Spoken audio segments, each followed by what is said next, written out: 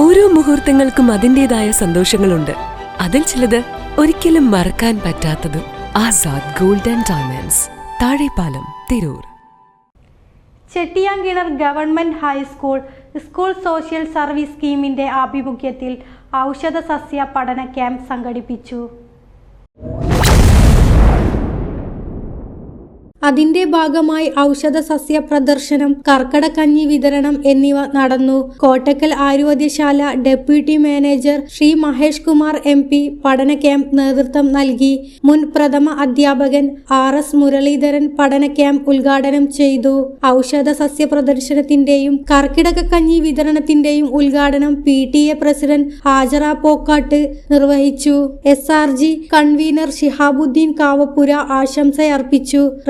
Teacher അധ്യക്ഷത വഹിച്ചു. Camp coordinator Asainar Edarikode സ്വാഗതവും മുഹമ്മദ് റഫീഖ് നന്ദിയും പറഞ്ഞു. News desk, news 99.